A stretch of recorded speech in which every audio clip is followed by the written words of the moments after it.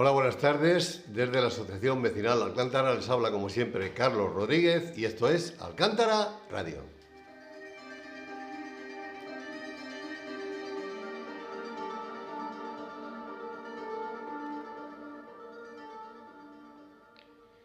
Esta tarde tenemos la última leyenda de esta temporada y para ello ya tengo en los estudios a nuestro narrador y amigo Carlos Dueñas. Carlos, buenas tardes y bienvenido a Alcántara Radio.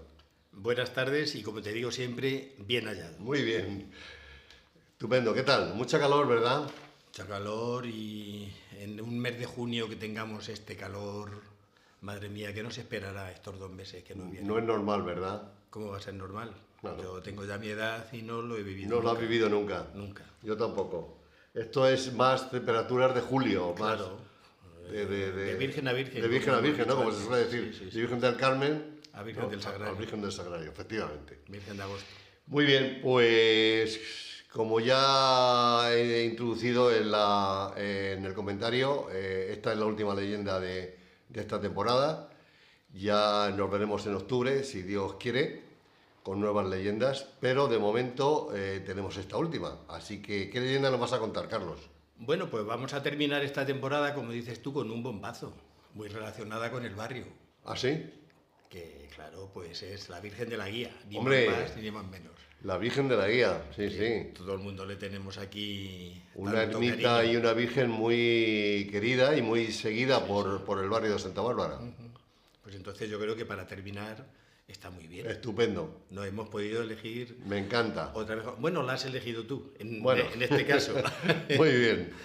Pues Así nada, que, bueno, pues pues nada, nada. cuando quieras. Venga, adelante. Pues mira, mediaba el siglo XVI, un siglo muy prolijo fue el siglo de oro en España. Pero entonces era también muy prolijo en escritores, por supuesto, en pintores, pues también en leyendas como las que tenemos aquí, narradores que contaban unas leyendas muy bonitas y escribían unas cosas muy bonitas. Fue repito, nuestro siglo de oro, en el que hemos bebido pues muchísima gente.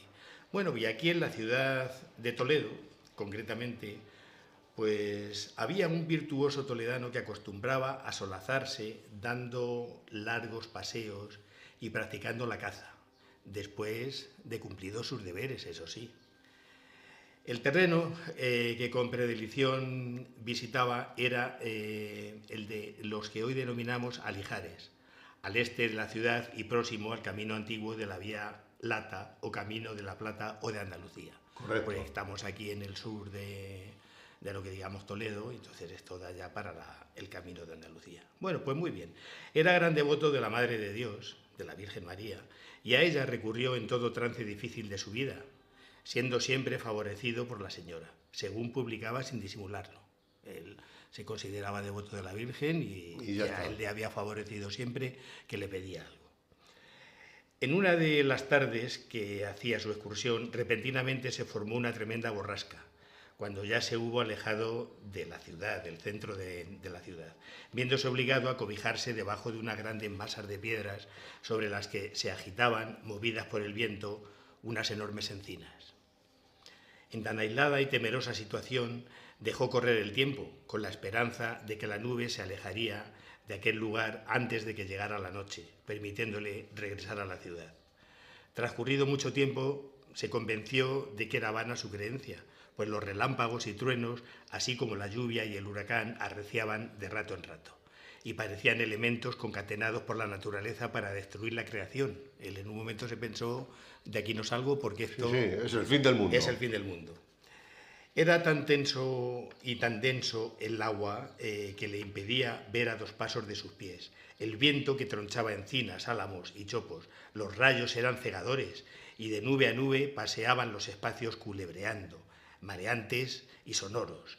Los truenos que, roncos y graves unas veces o tajantes y agudos en otras, le desvanecían los sentidos, obligándole a sentarse bruscamente. Una hora más de lucha tan terrible no la hubiera resistido. Claro. Un poquito más de tiempo, no una hora, un poquito más de tiempo hubiera sucumbido. Sí, que le pilló una tormenta de estas. Total, fíjate todo lo que te he contado.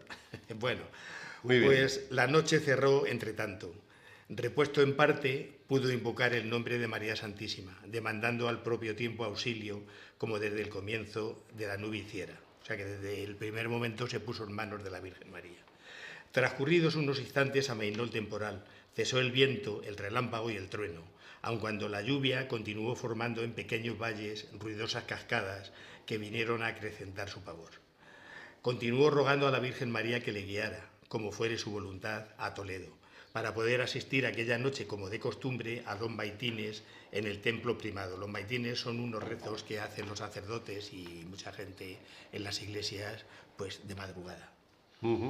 Y el auxilio no se hizo esperar, pues se le apareció en la oscuridad un pajarraco llevando una luz en su pico pendiente, con la que permitió ver las sendas, saltando de trecho en trecho delante del perplejo paseante, que dijo, pero bueno, ¿qué es esto?, hasta pisar el camino más amplio y llano de Andalucía, que lo hemos comentado anteriormente, continuando su caritativa y providencial misión hasta ponerle en el puente Alcántara, entrada oriental de la siempre fiel cristiana ciudad de Toledo. O sea que este pajarraco fue el que le guió como con una especie de luz, desde donde él se encontraba al puente de Alcántara, desde donde se encontraba pues en las proximidades de donde nos encontramos nosotros ahora, que llevaba como, no muy lejos de aquí. Ese pájaro llevaba como una luz, efectivamente. Bueno, en aquel sitio desapareció de la vista de don Diego Rodríguez, que es así como se llama nuestro protagonista, el ave bienhechora, no sin que antes pudiera aquel distinguir que su guía, en nombre de la Virgen Madre, había sido una corneja. Una corneja. El pájaro era una corneja. Mojado como un náufrago, llegó trabajosamente a su morada el aturdido paseante, relatando su aventura y cambiándose de ropas, terminado lo cual, aunque fatigado y en compañía de su sirviente, se encaminó a la ciudad para dar gracias a Dios y a la Virgen del Sagrario por su salvación milagrosa y su vuelta sobrenatural también. Bueno, pues puestas así las cosas, hombre de fe y de posibles monetarios, don Diego Rodríguez, como muchos de su tiempo... Era un hombre con mucha fe. Posible, sí, y con fe y con posibles monetarios, sí. Bueno, pues como muchos de su tiempo, quiso que de él y de su extraordinario suceso quedara memoria duradera, y para realizar sus deseos hizo suyas las tierras en que tantas penas le atribularan aquella noche, ordenando, previos los permisos necesarios, el levantamiento de una ermita en que fuese venerada la Madre de Dios bajo el título de la Virgen de la Guía, por la guía que le había supuesto el pájaro. Empleando en esta manera gran parte de su dinero. El pueblo de Toledo secundó su iniciativa, es decir, que le pareció bien, llevando a feliz término tan piadoso como elocuente santuario, en el año 1598, es decir, ya a finales del siglo XVI. El terreno le fue cedido por el municipio. El último domingo del mes de mayo del mismo año fue colocada la imagen de Nuestra Señora de la Guía en su altar. La antedicha escultura fue con seguridad construida en el siglo XVI, en ese mismo siglo, para esta casa de oración. Es de las llamadas colendas o digna de veneración y honra. O sea, hay unas imágenes que se las denomina así, digna de veneración, entonces tú puedes ir a rezarle, a pedirle, a tal y cual, y también se llaman colendas. Y son destinadas al culto. Es de cuerpo entero, de pie y con el niño en los brazos. Su altura es de 1 metro aproximadamente. La corneja la aprisiona en su mano diestra el niño Dios. Como tiene el niño, pues en la mano derecha se ve el pájaro, la corneja en este caso. Bueno, pues de esta fundación de la ermita se construyó una cofradía que en su tiempo existía y hacía celebrar misas en los días de la purificación de la Virgen María, que es el día 2 de febrero, la Candelaria, y en la Natividad de la Virgen, que es el 8 de septiembre, reservando el último domingo del mes de mayo para verificar la fiesta principal en honor de la venerada imagen. En los tiempos presentes perdura la indicada cofradía, que no manda celebrar las misas en las precitadas festividades, y la fiesta principal la verifica, como todos sabemos, el día 12 de octubre. Correcto. El día de la Hispanidad. Ese único día se abren a los visitantes las puertas del recinto militar de la Academia de Infantería, en cuyos terrenos se encuentra la ermita. La sagrada ermita se alza sobre un promontorio rocoso, al que hay que ascender por quebrada y escarpada pendiente del costado occidental. Al lado este se domina desde ella un profundo precipicio, por el que corre el caudaloso arroyo de la Rosa. Algunas veces caudaloso, claro. Cuando corre. Cuando corre. En el interior del santuario y pendientes de las paredes se contemplan varios esbotos interesantes, y debajo del presbiterio y del altar de la imagen hay un pequeño recinto con minúscula ventana que se asoma a dicho precipicio. En él se guardan calaveras y húmeros que, en ejercicios de mortificación, sirvieron a virtuosos cofrades para contemplar la brevedad de la vida y la necesidad de santificarse. He mencionado esvotos, y los esvotos son pues como piernas o brazos o manos que se hacen de cera o de madera, y entonces se le ofrecen a la Virgen, porque igual alguien ha ido a pedirle que le cure la cojera o que le dolía la mano o lo que fuera, y la Virgen ha hecho eso. Entonces en el voto tú le pones una pierna, una mano, un brazo de cera a la Santísima Virgen. Curioso. Sí. Bueno, pues don Diego Rodríguez, el entusiasta fundador del Santuario Mariano, y de tan poético paraje, dispuso que, a su fallecimiento, le sepultaran en el centro del templo que él erigiera y al pie de la imagen de la Virgen de la Guía. Se cumplió su voluntad y allí reposan sus restos inhumados en 1598, aun cuando, por equivocación, la moderna lápida consigna que es en 1568, el mismo año que se inauguró el santuario, falleció. Así es que pues esta leyenda, he de decir que está escrita por don Juan Moraleda y Esteban, y nosotros pues la hemos adaptado un poquito al lenguaje actual. Muy bien. O sea que está enterrado allí en la ermita. Sí, sí, sí. Pues sí, claro, es lógico que es lógico. Yo he ido, no voy todos los años. ¿Tú has ido a la? Mira, se abre? Bueno, tú como bien sabes, yo he vivido aquí muchos años. Y cuando éramos niños íbamos, porque subíamos por aquí, por el arroyo de la Rosa para arriba, y llegábamos en Uperiquetes, que la tenemos enfrente. La tenemos enfrente. Y efectivamente, entonces de niños iba, pero ya desde que nos fuimos de aquí, de Santa Bárbara, no. Porque ahora hay que pasar por la academia. Ahora hay que pasar por la academia. Y entonces es más costoso. Ahora hay que pasar por la academia, y como bien dices en tu comentario, ese día es el único día que el ejército, en este caso la Academia de Infantería, pues abre sus puertas para que todos los vecinos, o no del barrio, sino cualquier vecino de Toledo, pues quiera acceder a la ermita, porque bueno, pues lo típico, hay una procesión, hay quínolas, hay roscas, hay limonada, en fin, hay una misa. Sí. Y luego hay una procesión que se saca por allí alrededor, claro. a la Virgen, con los con los miembros de la hermandad, ¿no? No quiero que se me olvide decir que es la patrona de los guías de Toledo. ¿Ah, sí? Sí. Ah. Los guías de aquí, la Virgen de la Guía. La Virgen de la Guía, nunca mejor dicho.